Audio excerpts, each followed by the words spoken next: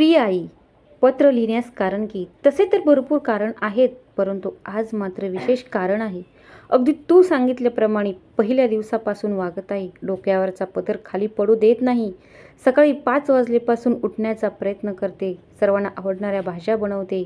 अजूनही सासूबाईंचं मन जिंकू शकले नाही. देवधर्म, पोथ्या, पुराण सगळं वाचून झालेलं आहे. उपवासही करायला सुरुवात केलेली आहे. मोबाईल आहे. कधी तुला फोन करून बोलावंसं वाटतं, परंतु सासूबाई समोरच बसलेल्या असतात. कितीही प्रयत्न केला तरी त्यांच्या मनात गैरसमज नको म्हणून तुला सांगत आहे, फोन करू नको. आमचा फोन येईल तेव्हा आधी त्यांच्या जवळ फोन द्यायचा आणि मग आम्ही म्हटलं त्यांनी दिला तरच तू फोन घ्यायचा. म्हणून तू सांगितल्याप्रमाणे सगळं करण्याचा प्रयत्न करत आहे. आई, तुझा संसार जसा तुटला तसा मी माझा संसार कधीच तुटू देणार नाही याची काळजी घेत आहे मी. तू मात्र काळजी करू नको. मी अगदी सुखी समाधानी आहे. हां, थोडंफार वजन कमी झालं आहे. बारीक दिसत आहे जरा. चेहऱ्यावर फारच कमी दिवसांमध्ये सुरकुत्या यायला सुरुवात झाली आहे. डोळ्याखाली काळंसुद्धा वाढायला लागलं आहे. परंतु तू मात्र काळजी करू नको. होईल सर्व व्यवस्थितच.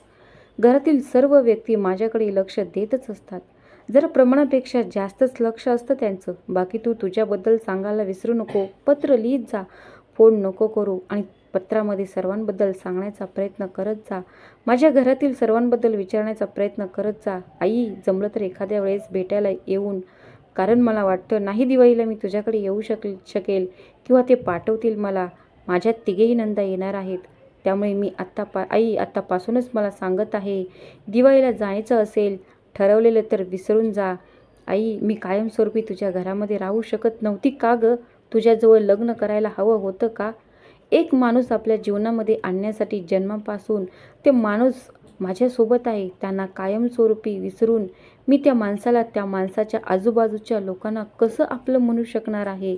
आणि मी कितीही त्यांना आपलं म्हणण्याचा प्रयत्न केला तरी ते मला कुठे आपलं मानणार आहेत? मी कितीही केलं तरी त्यांच्यासाठी परकीच आहे आणि परकीच राहणार कायमस्वरूपी. माझ्या स्वतःच्या अंगावरची कातडी काढून त्यांना दान केली तरी त्यांना घाम फुटणार नाही. बघ, असंच होत आहे माझ्यासोबत. मी तुला पत्र लिहायला घेतलं तर त्याच्यासाठीच की सासूबाई आज मला म्हणत होत्या, भाऊबीजेच्या दिवशी जरा एखाद्या वेळेस मी आली आणि माझ्यासोबत जर ते आले तर तुला त्यांच्यासाठी काहीतरी सोन्याची वस्तू घ्यावी लागेल. मला अगदी 1 तोळा किंवा 1 ग्रॅम असला तरी चालेल. कपडे बरोबर पाहिजेत महागडे ते सुद्धा. मला हवं तर काहीच देऊ नको, पण त्यांचा सन्मान वाढेल असं काहीतरी दे, असं त्यांनी सांगितलं. आई, सासूबाई जरा रागातच बोलत होत्या. सासरेबुवा तिथेच बसलेले होते. ते काहीच बोलत नव्हते. तुझी आई माझ्या मुलाचा जेवढा मान ठेवेल तेवढाच मान तुला आम्ही घरात देऊ, हे लक्षात ठेव. हे अगदी जाणीवपूर्वक त्यांनी मला सांगितलं आहे. तुला वाटत असेल हे लिहित असताना मला खूप रडू येत आहे. काय करू? सासूबाई समोरच बसलेल्या आहेत आणि त्या हे सर्व लिहायला सांगत आहेत. त्यांना वाचता येत नसलं तर त्यांनी पुन्हा दुसऱ्याजवळून वाचून घेतलं तर माझं काही खरं नाही. आई, तरी पण तू काळजी करू नको. मी इथं सगळं सांभाळून घेईन. काही झालं तरी मी तुझ्या घरी पुन्हा जिवंत परत येणार नाही, एवढं मात्र लक्षात ठेव. आणि तू सांगितलं होतं अगदी तसंच करत आहे. त्यामुळे भीती वाटून देऊ नको. लग्नाच्या 1-2 वर्षाच्या आतच मी या घरातल्या सर्वांचे स्वभाव बदलून टाकेल किंवा मी माझा स्वभाव बदलून टाकेल, हे मात्र नक्की. आई, मला पोलीस बनायचं होतं. देशाची सेवा करायची होती. रक्षण करायचं होतं. लोकांना स्वातंत्र्य द्यायचं होतं आणि सर्वात महत्त्वाचं म्हणजे घरामध्ये असलेल्या स्त्रिया, बाहेर फिरणाऱ्या स्त्रिया यांचे संरक्षण करायचं होतं. त्यांना मान-सन्मान मिळेल समाजामध्ये असं काहीतरी काम करायचं होतं. परंतु मी आज स्वतःच या घरामध्ये प्रत्येक वेळेस मानसिक आणि शारीरिक पद्धतीने बळी पडत आहे. पण स्वतःसाठी मी काहीच करू शकत नाही. स्वतःच्या शिक्षणाचा उपयोग करू शकत नाही. याचा मला नेहमीच पश्चाताप राहणार आहे. पण तू सांगितलं आहे म्हणून मी हे सर्व काही करणार आहे. कारण काही केलं तर मला तुझी शिकवण, तुझं संस्कार खाली पडू द्यायचे नाही. मला आजही तो दिवस आठवतो जेव्हा मी तुझ्या घरून विदाई होत होती. मी रडत होती आणि अगदी माझ्या हातात हात घेऊन मला सांगितलं होतं, सासरी तुला अगदी जाळून मारलं तरी चालेल, परंतु माहेरी पुन्हा परत यायचं प्रयत्न कधीच करू नको. नाहीतर या समाजातील लोक आईने संसार केला नाही आणि मुलीचा होऊ दिला नाही असं म्हणून छळ करतील. मी ती गोष्ट अगदी मनाशी घट्ट बांधून ठेवली आहे. काही झालं तरी मी तुझ्या घरी येणार नाही हे मात्र नक्की. पण तू मात्र माझ्या घरी कधीही येऊ शकते. येत असताना घरातील प्रत्येक व्यक्तीसाठी, खास करून तुझ्या जावयासाठी आणि माझ्या सासूबाईंसाठी काहीतरी भेटवस्तू आणायला विसरू नको. हे नक्की कर. तुला जर तुझी मुलगी सुखी समाधानी हवी असेल तर जेवढा करता येईल तेवढे तू करू शकतेस. पैसा लागेल तो तुझ्याजवळ आहे. असं माझ्या सासूबाईंचं म्हणणं आहे. तू घटस्फोट घेत असताना बाबांना फार लोटला आहे, अशी अफवा इथे सगळीकडेच पसरली आहे. माझ्या सासरच्या मंडळींमध्ये जरा जास्तच. खूप खूप सांगायचं आहे ना गं तुला, पण कसं आणि सांगून तरी काय उपयोग? मला माहीत आहे तू मला हेच म्हणशील की थोडं सहन कर, थोड्या दिवसांनी हे तुला सर्व जीव लावायला लागतील, तुझे होऊन जातील, तुझ्या रंगात रंगून जातील किंवा त्यांच्यात रंगात रंगून जाशील तू. तो दिवस येणार आहे, मी त्याची वाट बघत आहे. चला, घरामध्ये खूप पसारा पडला आहे, कपडे धुवायचे आहेत. 2 बादल्या कपडे आज भिजत टाकले आहेत. माझ्या सासूबाईंच्या त्यांच्या रूममधल्या सर्व व्यवस्थित वस्तू लागतात आणि त्यांच्या पलंगावरचे बेडशीट अगदी रोज धुवायला हवं. त्यांची पांघराची चादर तर आठवड्यातून 3 वेळा तर धुवून व्हायला पाहिजे. स्वच्छ असते, त्यामुळे फारसं काही त्रास होत नाही. मशीन आहे आमच्या घरी, पण बिल येतं म्हणून सासूबाई लावू देत नाही. आणि माझ्या शरीराचा व्यायाम झाला पाहिजे ना, नाहीतर मी जाड झाली तर यांचे इंटरेस्ट कमी व्हायचा. म्हणून मी सुद्धा प्रयत्न करत आहे, अगदी काम मन लावून करायचं. आता सांगायचं तर खूप आहे, यायचं तर खूप आहे, पण पत्रात जागाच नाही. राहिलं गं, मी माझं पत्र संपवते. बाकी भेटवस्तू घेऊन ठेव घरामध्ये. मी कधी येऊ शकते, 1-2 तासासाठी तर येईलच. तसा मी येण्याचा प्रयत्न मुळीच करणार नाही, परंतु त्यांनी बळजबरी केली तर यावंच लागेल. तुझीच स्वाती. काय गं, लिहिलंस का पत्र तुझ्या आईला? जे मी सांगितलं होतं ते लिहिलंस ना? तुला काय वाटतं मग मला लिहिता वाचता येत नाही म्हणून तू काहीही पत्रामध्ये लिहिशील आणि मला समजणार नाही असं होणार नाही. ते पत्र असं म्हणून सासूबाईंनी स्वातीच्या हातून पत्र ओढून घेतलं. पोलीस भरतीसाठी तयारी करणारी स्वाती सासूबाईंच्या मजबूत आवाजासमोर अगदी भित्रीबाई बनायची. असं नव्हतं की ती आपल्या सासूबाईला उत्तर देऊ शकत नव्हती. तिने ठरवलं असतं तर शिक्षणाचा आणि तिला असणाऱ्या नॉलेजचा वापर करून तिने कधीच आपल्या सासरच्या लोकांना नव्हतं करून सोडलं असतं. परंतु आपल्या आईच्या आणि तिला दिलेल्या वचनाच्या खातीर हे सगळं ती निमूटपणे सहन करत होती. परंतु किती दिवस करायचं आहे हेच तिला समजत नव्हतं. लग्नाला जेमतेम 6 महिनेसुद्धा झाले नव्हते. नवऱ्याने तर रंग दाखवायला सुरुवात केलीच, परंतु सासूबाईसुद्धा कमी नव्हत्या. त्यांनीसुद्धा छायाला त्रास द्यायला कुठेच मागे पुढे पाहिले नव्हते. तेवढा स्वातीचा एक लहान धाकटा धीर अजय होता. तो तिच्या बाजूने असायचा, पण तोही शिक्षणानिमित्त बाहेर गेलेला होता. त्यामुळे इच्छा असूनही त्याच्याकडून मदत मागणी शक्य नव्हती आणि मदत करणार तरी तो एवढा भरवशाचा सुद्धा नव्हता. स्वातीची लग्न अरेंज मॅरेज असल्यामुळे अनेक चालीरीती, जिथे समाजामध्ये चांगल्या चांगल्या मुलांना मुली भेटत नव्हत्या, तिथे या उन्हाळठप्पू अगदी छोटंसं दुकान असलेल्या रवीला स्वातीसारखी सुंदर मुलगी मिळाली होती, जिची त्याला बिलकुल किंमत नव्हती. 1 महिना फक्त प्रेमाने वागलेल्या रवीला आता त्याला बायको राणी नाही, नोकराणीसारखी पाहिजे होती. जेव्हा म्हणेल तेव्हा तो म्हणेल तशी वागणारी, दिवसभर काम करून थकलेली स्वाती त्याला ते सुख देऊ शकत नव्हती, जे सुख तो अपेक्षित करत होता. तो मात्र कधीच थकायचाच नाही, कारण एका छोट्याशा दुकानामध्ये दिवसभर आयते बसून खाणारा तो, त्याला काय माहिती दिवसभर काम करणं काय असतं. असंच कामच काय करते ती तुझ्या आधी. माझी आईसुद्धा तेच काम करत होती. नाही, ती नाही थकायची, तिच्या नाही शरीराचा वास यायचा, तुझंच कसा येतो असं म्हणून तो तिचा तिरस्कार करू लागला होता. स्वाती बिचारी काय करणार, नशिबाला कोसत राहायची आणि आपल्या आईला कशासाठी वचन दिले, कशासाठी तिच्या एकट्या मनाला वचनाला जागण्यासाठी एवढं सगळं सहन करत बसायचं, हाच विचार करत राहायची. लग्नाच्या आधी स्वातीचं तिच्या घराच्या शेजारी राहणाऱ्या अमोलवरती खूप प्रेम होतं, पण अमोल दुसऱ्या जातीचा होता म्हणून आईला तो पसंत नव्हता. तिच्या मनाविरुद्ध लग्न स्वातीचं झालेलं होतं, परंतु आईने आपल्यावर जे काही घेतलं होतं ते सगळं तिला सांगितलं म्हणून तिने ते मान्यसुद्धा केलं होतं. नाहीतर ठरवलं असतं तर लग्नाच्या आधीच अमोल बरोबर पळून गेली असती आणि तेच योग्य असतं. पण जो असेल ते असेल. आता तर तिच्या नशिबी रवी आहे, त्याच्यासोबतच तिला हा जन्म काढावाच लागणार. 7 जन्माची कोणी पाहिले. ती तिरस्कार आणि स्वतःच्या चेहऱ्याला आणि गळ्यातील मंगळसूत्राला पाहत म्हणाली. सासूबाई स्वातीच्या हातातील पत्र घेऊन बाहेर बसलेल्या तिच्या सासऱ्याजवळ जात म्हणाल्या, तुम्ही जर हे पत्र वाचून दाखवा बरं, काय लिहिले आहे ते तर पाहू द्या. सासरे बुवा खूप आळशी, लिहिता वाचता येत नाही की नाही देवालाच माहिती. त्यांनी पत्र हातामध्ये घेतलं आणि तिला म्हणाले, पत्र वाचणारच आहे, त्यामध्ये काही शंका नाही, परंतु त्याआधी माझा चष्मा आणून दे आणि चष्म्याच्या आधी माझ्यासाठी शिरा आणि पोहे पाहिजेच तरच. सासूबाईंनी आपला चष्मा नाकावर सरकवला, त्यांच्याकडे रागाने पाहिलं आणि म्हणाली, राहू द्या, मला कळलं तुम्हाला वाचता येत नाही, सांगायची गरज नाही. रवी घरी आल्यानंतर वाचून दाखवीन, परंतु तेवढी मला सवड नाही, मी तेवढी कड काढू शकत नाही. आत्ताच्या आत्ता हे पत्र मला वाचायचं आहे. त्यांची नजर अवतीभोवती कोणाला तरी शोधू लागली. तेवढ्यात शेजारी राहणारी अश्विनी दिसली. तिला आवाज दिला, बोलावलं आणि पत्र दाखवत म्हणाल्या, अगं, माझ्या सुनेने पहिल्यांदाच आपल्या आईला पत्र लिहिले आहे. बघ बरं काय लिहिले आहे. आम्हाला कळवायला हवं ना. अश्विनी खूप चांगली बाई होती. तिने मागे असलेल्या स्वातीकडे पाहिलं. स्वाती अतिशय घाबरलेली होती. तिने हात जोडले. त्यावरूनच अश्विनीला समजलं होतं, नक्कीच पत्रामध्ये सासूबाईंच्या मनासारखं लिहिलेलं नाही. काहीतरी विपरीत आहे. तिने आपल्या डोळ्यांनीच इशाऱ्याने स्वातीला निश्चिंत राहा असं खुणवलं. सासूबाईंना हसत म्हणाली, अरे त्या इकडे, मी वाचून देते. प्रिय आई, मी दिवाळीला माझ्या नवऱ्यासोबत येणार आहे, म्हणून मानपान 1-2 सोन्याच्या दागिना माझ्यासाठी आणि माझ्या नवऱ्यासाठी सुद्धा पाहिजे. भारीतले कपडे पाहिजेत. सासूबाईंना भारीतला पातळ किंवा साडी, जमलं तर त्यांच्यासाठी एखादा सुद्धा सोन्याचा दागिना बनवून ठेव. दिवाळीचा फराळ तर तू बनवलेला असेल, त्यामध्ये सुद्धा लाडू जर करणार असेल तर साजूक तुपाची कर. माझ्या 3ही नंदा घरी येणार आहेत. जमत असेल तर त्यांच्यासाठी 3 साड्या घेतल्या आणि माझ्याजवळ पाठवल्या तरी मी त्यांना देऊनच देणार आहे, म्हणून त्या साड्यासुद्धा चांगल्या रंगाच्या आणि जास्त किमतीच्या घे. तुझ्याजवळ पैशांची काही कमी नाही, म्हणून पत्रामध्ये आम्ही तुझ्या ओवाळणीनंतर काही नाही टाकलं असं होणार नाही. भाऊला सांग, मला ओवाळणीला यावेळेस 10,000 तरी पाहिजेत. ही कमीत कमी रक्कम सांगितली आहे. यापेक्षा जास्तही तू देऊ शकते. सासूबाई आणि सासरी आईवडिलांसारखे आहेत. माहेरच्या लोकांची आठवणही येऊ देत नाहीत. घरामध्ये अगदी मी राणीसारखी राहते. मला काहीच बनवायची गरज नाही. लागतं रोज सकाळ संध्याकाळ सासूबाई जेवण बनवतात आणि कपड्यासाठी, भांड्यासाठी, घरातील कामांसाठी बाई लावलेली आहे.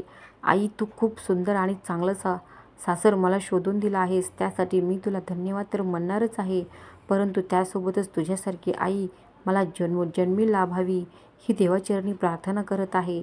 अश्विनीने असं बनावट पत्र सासूसमोर वाचून दाखवलं. सासूबाईंना कौतुक वाटत होतं आपल्या सुनेचं. खरं म्हणजे ते पत्र वाचत असताना अश्विनीला बऱ्याच वेळा रडू येत होतं. कसं तरी आपल्या डोळ्यांना आणि मनाला तिने समजावलेलं होतं. जसं पत्र सासूबाईंच्या हाताला दिलं तसं ताबडतोब गॅसवर दूध आहे असं म्हणून ताबडतोब अश्विनी तिथून निघून गेली. पण फक्त स्वातीलाच माहिती होतं ती तशी निघून का गेली. काय लिहिलं होतं त्या पत्रामध्ये, ज्यामुळे स्वातीला अगदी घरात जावंसं वाटलं असेल, हे तुम्हाला माहीत आहे आणि मलाही माहीत आहे. पण तरीसुद्धा अश्विनी रडत असल्याचं स्वातीला दिसलं होतं. सासूबाईसुद्धा बघत होत्या, परंतु त्यांना अश्विनी का रडत आहे यापेक्षा जास्त मौल्यवान आपल्या सुनेने जे आपण सांगितलं त्यापेक्षा जरा जास्तच लिहिलं आहे म्हणून कौतुक वाटत होतं. सासूबाई, छान पत्र लिहिलं आहे म्हणून आज तुला 2 पोळ्या खायला भेटतील आणि भात वरणसुद्धा घे खायला. अगदी डोक्यावरून हात फिरवत सासूबाई म्हणाल्या. पण हात खाली जायच्या आधी सासूबाईंनी तिचे पूर्ण केस काढून घेतले होते आणि म्हणाल्या. अश्विनीने शब्द वाचला. तो खरा असला तर ठीक आहे. त्यामध्ये जे लिहिलेलं आहे ते मला वाचता येत नाही. तिने वाचून दाखवलं आहे. हे असंच असलं आणि असाच पाहुणचार तुझ्या आईकडून माझ्या मुलाचा झाला तर ठीक आहे, नाहीतर विचार कर, जे हातात मी केस आणून धरले आहेत ते दिवाळीनंतर असतील की नाही माहीत नाही. स्वाती बिचारी, तिला खूप त्रास होत होता, पण तोंडातून आवाजसुद्धा ती काढू शकत नव्हती. सासूबाईंकडे घाबरतच तिने पाहिलं. कमरेला पोहोचलेला पदर हळूच तोंडाला लावला. तो तोंडातच कोंबून धरला, आवाज निघू नये म्हणून, कारण आवाज निघाला तर सासूबाई पोटाला चिमटा नाहीतर चटका लावतील हे तिला माहीत होतं. अगं बस कर, आताच तिचे सगळे केस तुटतील असं म्हणून सासरेबुवांनी आपल्या बायकोचा हात झटकला आणि एकदाचे स्वातीचे केस तिच्या हातातून सुटले. स्वाती बिचारी आपल्या केसांना आपल्या डोक्याला धरून बसली होती. फार डोके दुखत होतं तिचं. पूर्ण केसांचा भाग तो मऊ पडला होता. तिला रडूही येत होतं. किती त्रास देतात हे देवा, काय रे, काय पाप केलं होतं असं. लोक माझ्या नशिबी आले.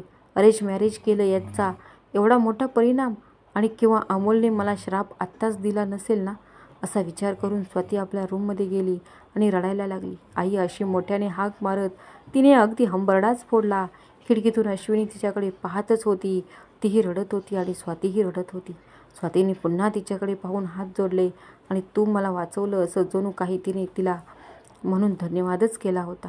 रवी दुपारी जेवण करण्यासाठी घरी आलेला होता.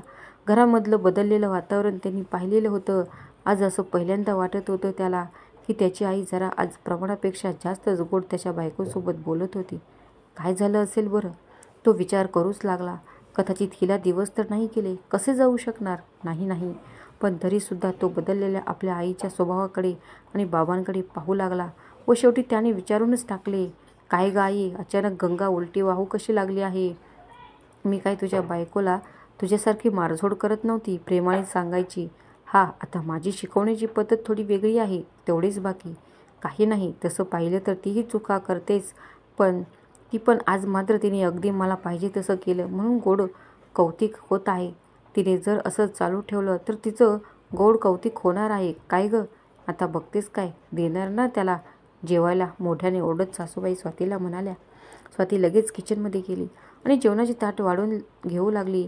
तोपर्यंत त्या तिघांनी काहीतरी गप्पा मारल्या आणि सासू आणि सासरेबुवा निघून गेली. आता फक्त तिथे रवी आणि स्वातीच होती. काय केलं साईच्या मनासारखं मला नाही सांगणार, त्याने जेवता जेवताच विचारलं. तुम्हाला माहीत नाही असं कशाला आणता, सगळे माहीत आहे तुम्हाला. आत्ता थोड्या वेळापूर्वी इथे आई बोलत होत्या तुमच्यासोबत, मग माझ्या तोंडून पुन्हा काढून घ्यायचं आहे का? ती सुद्धा थोडी रागातच बोलली त्याच्याशी. रात्रीचा मार कमी झाला वाटतं, जीभ तुझी चुरू चालू लागली आहे, तो तिच्याकडे पाहून म्हणाला होता. बोलत असताना त्याचा एक हात तिच्या पोटावर जवळ जाऊन त्याने पटकन चिमटा काढलेला होता. स्वाती मोठ्याने ओरडली. बाहेर असणाऱ्या सासूला आनंद झाला. आज ही बिचारीने मार खाल्लाच वाटतं, असं म्हणून तिने जणू सासरेबुवांना टाळीच केली. आपल्या डोळ्यांमध्ये अश्रूंचा एक थेंब न आणता स्वाती त्याच्यापासून थोडी दूर लांब गेली आणि म्हणाली, इतक्या दिवसापासून तुमची आई म्हणत होते तेच लिहिलं पत्रामध्ये आणि पत्र आईला टाकले सुद्धा.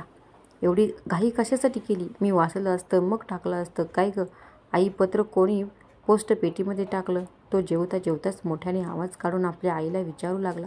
तुझ्या बाबांशिवाय असे काम करणार आहे का कोणी दुसरं? तिकडून उत्तर आलं. किती ओवाळणी आणणार आहेस माहेरवरून? त्यांनी तिच्याकडे पाहून विचारले. 10,000, तिने अगदी शांतपणे न बघताच सांगितलं. पुन्हा पत्र लिही, 15,000 सांग. तो तिच्याकडे मात्र अगदी रागाने बघत म्हणाला. का? कशासाठी? आईला 10,000 कुठून आणि कसे जमा करायचं कठीण आहे मला माहिती आहे, पण तुम्ही लोक समजूनच घेत नाही. अहो, 6 महिन्यापूर्वी आपले लग्न झाले, तेव्हा तुम्ही जे जे मागितलं ते सगळं दिलं होतं. आणि आत्ता पुन्हा ती शांतपणे बोलत होती. आत्तापर्यंत तिचं वाक्य पूर्ण पण नव्हतं झालं, त्याआधीच तिच्या कानाखाली चांगली जोरात त्याने मारली. तिच्या कानातले त्याची शेवटची टोक तिच्या कानाच्या मागच्या बाजूला लागली आणि तिथून रक्त वाहू लागले. हे नेहमीचंच होतं त्याच्यासाठी, काही विचित्र नव्हतं. गाल पूर्ण लाल झालेला होता. एवढ्यावर तो थांबला नव्हता. ती खाली पडली तेव्हा त्याने चांगल्या 2-3 लाथा मारून तिला खाली बसून सांगितले, जेवढे सांगत आहेत तेवढं करायचं, नाहीतर फुकट माझ्या हातून मरशील एखाद्या दिवशी. एवढं सगळं झाल्यानंतर सासूबाई आराम तिथेच उभ्या होत्या आणि त्या म्हणाल्या, काय रे, कशासाठी मारतोय तिला? मेली तर मरू दे, दुसरी आणतो हिच्यापेक्षा जास्त हुंडा देणारी. तो हात धुण्यासाठी बेसिनकडे जातच म्हणाला. सासूबाईंनी फक्त तिच्याकडे पाहिले, पण उचलले काही नाही. तिची हालत बघून त्यांना मनातल्या मनात आनंदाच्या उकळ्या फुटत होत्या. सासरे बुवा मात्र बाहेर बसलेली त्यांची बडबड चालू होती. अरे, तिला तिच्या माहेरी जायचं आहे. तिच्या चेहऱ्यावर अंगावर कोणत्याही प्रकारचे डाग नको. काळजी घ्या, नाहीतर करतो काय आहे आपण विचार, आणि व्हायचे काहीतरी वेगळेच काय होणार आहे. कशाला बडबड करत आहात तुम्ही? तिची आई आपल्याला पोलीस स्टेशनमध्ये घेऊन जाणार, कोर्टात खेचणार, एवढी ताकद आहे का तिच्यामध्ये? काय गं स्वाती, काय म्हणत आहेत बाबा, ऐकलं का तू? सासूबाईंनी मोठ्या आवाज देऊन स्वातीला बाहेर बोलावलं. वेडी आहेस का? तुझ्या राक्षस मुलांनी तिला मारलं आहे, ते पण पायीने. ती कशी बाहेर येणार? अक्कल आहे का तुला काहीच? सासरे बुवा सासूची अगदी डोक्यामध्ये मारतच तिला म्हणाली. पोलीस भरतीची तयारी करत होती की साधीसुधी नाही मुलगी, तेच पाहून केलं आहे तिला. माहिती होतं आपला मुलगा राक्षस आहे. अशा मुलाजवळ अशी मांजरीसारखी मुलगी नाही चालणार. आणि ही अशी दिसायला तुम्हाला भित्री दिसत आहे, पण मुळीच नाही. मला माहिती आहे ना कशी आहे ती. सासूबाई आतमध्ये जात स्वातीचा हात धरून तिच्याकडे ओढून बोलू लागल्या. स्वातीने आपला हात त्यांच्या हातातून घेतला आणि म्हणाली, माझ्याबद्दल काय बोलायचं असेल ते बोला, परंतु माझ्या आईला मात्र काही बोलायचं नाही. हो, तुझी आई मोठी सती सावित्री पतिव्रता नारी म्हणून तर तिला तिच्या नवऱ्याने टाकून दिलं होतं. अगं, काय आहे तुझ्या आईचं कॅरेक्टर आम्हाला चांगलं माहिती आहे. जास्त शहाणपणा करू नको. बेडरूममधून नवरा मोठ्या आवाजात बोलला. ए बाई, तुझ्या आईला कुठे काय म्हणालो आम्ही? फक्त जे काही इथं आहे ते चालू आपल्या घरामध्ये, ते तिथे माहेर जाऊन आईच्या गळ्यामध्ये पडून रडून सांगायचं नाही. असंच चालू राहतं. तुझा सासरा मला आजही मारतो. आताच थोड्या वेळापूर्वी डोक्यात मारलं. तू बघितलं, आवाज तरी आला असेल तुला. या वयामध्ये सुद्धा मी माझ्या नवऱ्याचा मार खाते. तो तर विचार कर तरुणपणामध्ये मला काय काय केलं असेल या लोकांनी, मी तेच तुला करणार आहे. अजून नवीन काहीच नाही. मी सगळं सहन केलं आहे आणि करतच आहे. सासूबाई स्वतःला अगदी खूप सोशिक वय समजून स्वतःच्या तोंडून स्वतःचे कौतुक करत होत्या. बघ रे देवा, कोण खरं बोलत आहे आणि कोण खोटं बोलत आहे. शिक्षा केल्याशिवाय राहू नको. सासरे बुवा बाहेरूनच बडबड करत होते. अश्विनी अजूनही खिडकीतून हे सर्व पाहत होती. ती एकटीच अशी शेजारी नव्हती जिला बिचाऱ्या स्वातीची परिस्थितीचा फार फार राग येत होता. मी तिला सांगायची तू तुझ्या माहेरी निघून जा, पण ती मात्र कोणालाच ऐकायला तयार नव्हती. घरातील सर्व पसारा आवरल्यानंतर सकाळी धुतलेले कपडे सुकले असतील म्हणून गच्चीवर स्वाती गेली. त्यावेळेस संधी साधून अश्विनीसुद्धा गच्चीवर गेली. ती तिच्या गच्चीच्या टोकावरून स्वातीला आवाज देऊ लागली. ऐकलंस का स्वाती, मी तुझ्या माहेरी तुझ्या गावाकडे जात आहे. जाऊ का तुझ्या आईकडे, सांगू का या सर्व गोष्टी? अश्विनी अगदी केविलवाल्या नजरेने तिच्याकडे पाहत विचारू लागली. नाही, अशी चुकीमुळे कधीच करू नका. अहो, आधीच माझ्या आईने खूप दुःख भोगलं आहे. आता मात्र तिला माझ्या या दुःखाची माहितीसुद्धा व्हायला नको. नाहीतर आत्महत्या करून घ्यायची ती. या जगामध्ये फक्त तीच माझ्यासाठी आहे. मी माझ्या बापाचा चेहरासुद्धा कधी पाहिला नाही. तो समोर जरी आला तरी मी त्याला ओळखणार नाही. लहानपणापासून आईने काय काय दुःख बघून मला मोठे केले हे फक्त मलाच माहिती आहे. किती लोकांनी तिला त्रास दिला आणि तिच्या परिस्थितीचा फायदा उचलला हे सुद्धा मला चांगलंच माहिती आहे. परंतु जे काही माझ्यासोबत घडत आहे ते माझ्या नशिबाचे भोग असतील. कदाचित मी त्यासाठी आईला दोष कधीच देणार नाही. येईल एक दिवस माझ्या घरीसुद्धा ही परिस्थिती जी आहे ती बदलणार. हे लोक मला जीव लावणार. अगदी आशेने स्वाती बोलत होती. जे बदलतील ते तुला जीव लावतील. त्याआधी त्यांनी जर तुझा जीव घेऊन घेतला तर काय करशील? तुझा आत्मा ना धड स्वर्गात जाणार, मग काय करशील सांग बरं? अश्विनी रडतच म्हणाली. कपडे गोळा करत करत त्याची घडी घालत अश्विनीकडे पाहत स्वाती म्हणाली. जे असेल ते असेल. माझ्या नशिबात तसे लिहिलेले असेल तेच घडणार. परंतु तुम्ही आईला मात्र यातलं काहीच सांगायचं नाही. मुळात तुम्ही आईकडे जाऊच नका. तिने पटापट घड्या घातल्या कपड्यांच्या आणि अश्विनीला तिथेच उभी होती तिच्याकडे पाहत. पण इतक्या वेळ गच्चीवरती राहिली म्हणून पुन्हा सासूबाईंना ओरडायला संधी मिळेल असं म्हणून ती खिडकीतून खाली आली. एवढा सासूरवास कधीच कोणाचा मी पाहिला नव्हता आणि टीव्हीमध्ये सुद्धा महिलांना एवढा त्रास होताना पाहिला नव्हता. परंतु इथे मात्र रोज बघताना मी प्रत्येक मिनिटाला मरत आहे. कसं सांगू मी तुला? अश्विनी आपल्या डोळ्यातील अश्रू पुसत तिच्या पाठमोऱ्या आकृतीकडे पाहत म्हणाली. आई, 15,000 कुठून आणणार आणि काय करावे लागणार बिचारीला? त्याच्यासाठी हे माझ्या घरातल्या लोकांना काही कळतच नाही आहे. काहीतरी करून मला माहेरी जातच नाही आलं पाहिजे. असं करावं लागेल. काय करू असा विचार सारखा की करू लागली. तोपर्यंत संध्याकाळचा स्वयंपाक होऊन गेला. आरामात थोडं बसून म्हटलं तर आराम कुठे तिच्या नशिबामध्ये होता. सासूबाईंनी पुन्हा नवीन कारस्थान सुरूच केलेली होती. अगं सुनबाई, दिवाळी येत आहे. दिवाळीची साफसफाई तर झालीच पाहिजे आणि त्याबरोबर घरामध्ये गोडधोड चिवडा लाडू येतच असतील की तुला. आता माझं वय झालं आहे. माझ्याकडून होणार नाही बाई काही करणे. माझ्याकडून मदतसुद्धा अपेक्षित करू नको. तुझं तूच करून घे. परंतु जेही बनवशील ते चांगलं बनव म्हणजे झालं. नाहीतर आमचे दात तुटायचे लाडू खाता खाता. सासूबाई हसतच म्हणाल्या. स्वातीने फक्त त्यांच्याकडे पाहिलं आणि म्हणाल्या, तसं मला चिवडा येतो फक्त. लाडू आई बाहेरून मागवायची. मग तुझी आई फक्त चिवडा कशाला मागवायची? तोही मागून घ्यायचा ना बाहेरून. म्हणजे सगळंच फराळ बाहेरून मागवलं. आपणही पैसे दिले असते. तुझ्या आईने सासूबाई टोमणा द्यायला मागे पुढे बिलकुल पाहत नव्हत्या. तिला माहीत नव्हतं तुम्हाला काहीच येत नाही. ती तर तुम्हाला पाकशास्त्रामध्ये फार तर पारंगत समजत होती. आपल्या मुलीला मी तर काही शिकवलं नाही, परंतु सासू मात्र अगदी सगळं शिकवणार असं तिला वाटत होतं. परंतु आता जीव जाईल तेव्हा सांगेन, काळजी नको करूस. तुला जेवढं येतं त्यापेक्षा 10 पटीनं माझ्या सासूबाईंना कमी येतं असं सांगेल मी त्यांना. म्हणजे तिला वाईट वाटणार नाही. स्वाती थोडी थोडी बोलण्याची हिंमत करत होती. निदान आपल्या सासूबाईला तरी. पटकन उठल्या आणि चक्क दरवाजाच्या मागे ठेवलेला झाडू घेऊन तिच्या पाठीतच मारला. स्वाती जोरात ओरडली. आधीच दिवसभर काम करून करून तिची कंबर आणि पाठ एक व्हायची. त्यातल्या त्यात पाठीमध्ये अगदी जोरात झाडू मारल्यामुळे ती वेदनाने कळवळून उठली. अगदी सुटेपर्यंत सासूबाईंनी स्वातीला मारलं होतं. स्वातीने ठरवलं असतं तर त्यांचा हात धरून त्याच झाडूने चांगलं वाचवलं असतं. पण बिचारी स्वतः सहन करत होती. कारण काही करून तिला आजारी पडायचं होतं आणि माहेरी जाता येणार नाही असं काहीतरी निमित्त काढायचं होतं. बाहेर गेले सासरेबुवा आले. स्वातीच्या ओरडण्याचा आवाज ऐकून पटकन त्यांनी दरवाजा ढकलून पाहिलं. आपली बायको आपल्या सुनेला मारत आहे हे बघून त्यांनी झाडू पटकन तिच्या हातातून घेतला. सासूबाईंना एका कोपऱ्यात ढकलत म्हणाली, बावळट आहेस का? अगं ती माहेरी जाणार आहे. तिच्या अंगावर डाग पाहिले मारहाण केल्याचे. जाऊ आपण सर्वजण जेलमध्ये. कमी नको समजू तिच्या आईला. तू पोलीस भरतीसाठी तयारी करत होती ही पोरगी. तिच्या आईला तेवढे ध्यान आहे. घरी बसली म्हणून काय झालं? एवढं कोणाच्या मुलीला त्रास द्यायचा नाही. तुला स्वतःला 3 मुली असताना सुद्धा तू अशी कशी वागू शकते दुसऱ्याच्या मुलीसोबत? जा गं बाई, जा तुझ्या खोलीत, जा आराम कर, असं म्हणून स्वातीची सुटका सासूबाईंच्या हातून केली. आपल्या खोलीकडे जात आहे असं पाहून सासूबाई पटकन उठली आणि सासऱ्यांच्या पोटाला चिमटा घेत म्हणाली, तुम्हीच तर सांगितलं होतं आणि मग आता तुम्हीच तिच्यासमोर चांगलं असल्याचं काय नाटक करत आहात? मला नव्हतं मारायचं तिला, पण तुम्हीच म्हणाला ना थोडं घाबरवलं. म्हणजे तिची आई आपण मागू तेवढे पैसे देईल. चांगला आहात तुम्ही. म्हणजे मला पोलीस स्टेशनमध्ये पाठवायचं आणि तुम्ही मात्र मजेत राहायचं. सासूबाई संशयाने सासरे बुवांकडे पाहत म्हणाल्या. स्वातीने ते सर्व ऐकलेलं होतं. तिला ते ऐकून फार वाईट वाटलं. पण काय करणार? अशी काय परिस्थिती असेल बरं? तुम्हाला प्रश्न पडला असेल, एवढं सगळं ती सहन का करत असेल? चला, आज शेवटी तुम्हाला सांगायची वेळ आलीच आहे की स्वाती असं काय असेल की एवढं सगळं तिच्यासोबत होऊनसुद्धा पोलीस भरतीची तयारी करत असताना, कायदेशीर तिला जाणीव असताना, ती सुंदर शिकलेली असताना हे सर्व सहन करून त्यांच्या घरामध्ये 6 महिने प्रवास हा तिच्या जीवनाचा सर्वात दुःखद आहे. एवढी मानहानी, नवऱ्याची, सासू-सासऱ्यांकडून होणारी शारीरिक आणि मानसिक वेदना सहन करताना तिला किती त्रास होत असेल आणि का? तिच्या बाजूने कोणी तिथे लढणार, बोलणार कोणीच नसेल का त्याला? बघूया. त्यासाठी तुम्हाला स्वातीच्या लग्नाच्या आधीच्या, म्हणजेच अगदी ती लहान होती, ती जन्माला कशी आली, तिचा संगोपनाचा कालावधीचा तिच्या आईचा कसा गेला हे समजून सांगणं. तिच्या आईने असे वेगवेगळे बंधन तिच्यावर का लावले होते?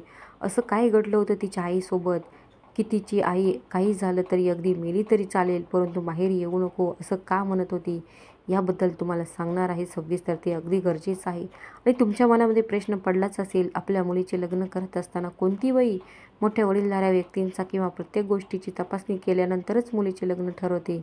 मग रवी असा दुकानांमध्ये बसणारा कमी शिकलेला त्याला आपलीही शिकलेली मुलगी कशी दिली? का दिली? तिने त्याबद्दल माहिती मिळवली नसेल का? हे सर्व तुम्हाला माहिती असणं गरजेचं आहे. तर त्याच्यासाठी तुम्हाला सुरुवात तिथून करावी लागेल, स्वातीच्या जन्मापासून. आणि त्याच्यासाठी चला तर आज मी तुम्हाला परिचय करून देते. स्वातीच्या आईचं नाव होतं पार्वती. स्वातीची आई एक अतिशय चांगल्या घरामध्ये जन्मलेली. वडील शिक्षक होते आणि आई एक साधी गृहिणी होती. एक भाऊ आणि 2 बहिणी असा छोटासा परिवार होता त्यांचा. आजी आजोबा होते पण त्यांच्यासोबत कायमस्वरूपी राहत नसत. कधी कधी महिन्या 2 महिन्यांसाठी यायचे आणि नंतर दुसऱ्या मुलांकडे निघून जायचे. त्यामुळे आजी आजोबाबद्दल सांगायचं झालं तर विशेष असा लढा नव्हता. पार्वतीपेक्षा 1 वर्षांनी मोठी असलेली तिची बहीण निर्मला तिच्यापेक्षा उंचीने थोडी उंच, रंगाने ही थोडी जास्त सुखोरी, गोरी आणि स्वभावाने सुद्धा थोडी कडकच होती. तिला स्वतःच्या रंगाचा, रूपाचा गर्व होता आणि पार्वती त्या मानाने पाहिलं तर थोडी सावळी होती. उंचीला ही निर्मलापेक्षा जरा कमीच होती. त्यामुळे दोघी मुलींमध्ये फरक करायचा ठरला तर निर्मला दिसायला सुरेख दिसायची. पण पार्वती स्वभावाने मात्र घमेंडी असल्यामुळे पार्वती सावळी असली तरी स्वभावामुळे ती सर्वांच्या मनामध्ये घर करून जायची. पार्वती आणि निर्मला एका शाळेमध्ये शिकलेल्या. निर्मलाची प्रत्येक गोष्ट पार्वतीच्या नशिबामध्ये राहायची. मग अगदी शाळेचा ड्रेस असू द्या किंवा वापरलेली चप्पल अजूनपर्यंत तुटत नाही तोपर्यंत पार्वती वापरायची. कॉलेजला गेल्यानंतरसुद्धा काही वेगळी परिस्थिती नव्हती. त्या दोघींनाही ड्रेस घेण्यात यायचे आणि आलटून पालटून दोघी एकमेकींचे ड्रेस वापरायच्या. जशी शाळेत शिकलेली निर्मला कॉलेजमध्ये जायला लागली, कॉलेजमधल्या मुलामुलींकडून त्यांच्या ॲड्रेसवरून आणि त्यांच्या राहणीमानावरून त्यांना .in करायला सुरुवात झाली. तेव्हा मात्र निर्मलाने घरामध्ये सांगून दिलं, माझा ड्रेस फक्त मीच वापरणार. तिला काय करायचं असेल तर ते तुम्ही करा. माझ्या भरवशाने तुम्ही तिला जन्माला घातलेलं नाही, त्यामुळे माझी कोणतीच वस्तू मी तिला देणार नाही. ते ऐकून खरं म्हणजे निर्मलाचा पार्वतीला खूप राग आला होता. परंतु जसा मग या गोष्टीनंतर मला नवीन नवीन कपडे मिळायला लागले, त्यानंतर मात्र आपली बहीण तिला आवडायला लागली. निर्मला 12वीत असताना त्याच कॉलेजमध्ये पार्वती 11वीत होती. बऱ्याच वेळा निर्मलावर लाईन मारणारा मुलगा निर्मलाने नकार दिल्यानंतर पार्वतीकडे जायचा. दोघींच्या गप्पा घरामध्ये रंगायच्या. एखाद्या मुलाला किंवा प्रियकराला बुद्धू बनवल्यानंतर काय मज्जा येईल, त्या दोघींच्या गप्पा जरा वेगळ्याच राहायच्या. घरामध्ये लक्ष नसायचं. आई मात्र आपल्या मुलींच्या सौंदर्यावर खूप खुश होती, खास करून निर्मलावर. निर्मला 12वीमध्ये असणाऱ्या निर्मलाला शेजारच्या गावांमध्ये राजकारणी, खूप श्रीमंत आणि खूप देखणा तरुण मुलाचं स्थळ आलं. 12वीत आहे मुलगी असं सांगून त्यांनी दिलं आणि वयाने लहान असल्यामुळे 1-2 वर्ष थांबायला तयार असेल तर आम्ही तुमच्या स्थळाचा विचार करू. आता साखरपुडा करून घ्या, लग्न नंतर करूया. साधारण तिच्या वयाला 20वीला तरी लागली पाहिजे असा अंदाज बाबांचा होता. 12वीची परीक्षा संपली, साखरपुडा झालेला होता.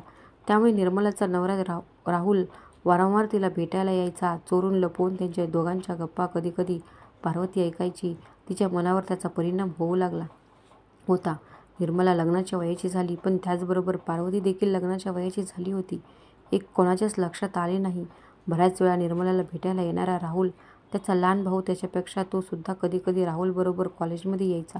निर्मलासोबत राहुल आणि पार्वतीसोबत राहुलचा भाऊ गप्पा मारायचे एकमेकांसोबत. निर्मला आणि राहुल त्यानंतर त्यांना कॉलेजमध्ये सोडून त्याच बाईकवर बसून दुसरीकडे कुठे निघून जायचे आणि तासनतास पार्वती आणि राहुलचा भाऊ या दोघांची वाट बघत राहायचे. गोष्ट तर तेव्हा लीक झाली जेव्हा निर्मला लग्न होण्याच्या आधीच दिवस राहिले.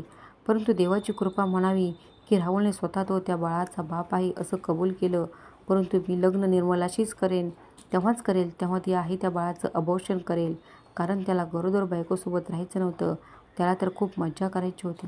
खूप लांब लांब बायकोसोबत फिरायला जायचं होतं आणि आई बाप या संकल्पना त्यांच्या मनामध्ये नव्हत्या. त्याला तर बापू व्हायचं होतं, पण एवढ्या लवकर नाही, थोड्या दिवसानंतरच. म्हणून त्याने ती अट ठेवली. म्हणून घाईघाईमध्ये लग्न करण्याचा निर्णय घेतला. तिचं अबॉर्शन झालं आणि त्याच्या तिसऱ्या दिवशीच लग्न झालं राहुलसोबत. ठरवलं एवढी घाई होती की मुलीच्या घरी तयारी करणं शक्यच नव्हतं. परंतु तो मात्र खूप श्रीमंत होता राहुल. त्यामुळे त्याच्या घरी नवरी मुलगी उचलून आणून तिथे लग्न करण्याचा प्लॅन ठरला. त्यामुळे निर्मलाची आई खूप खुश होती. त्यांना काहीच त्रास होत नव्हता. उर्वरित भाग पुढील भागात.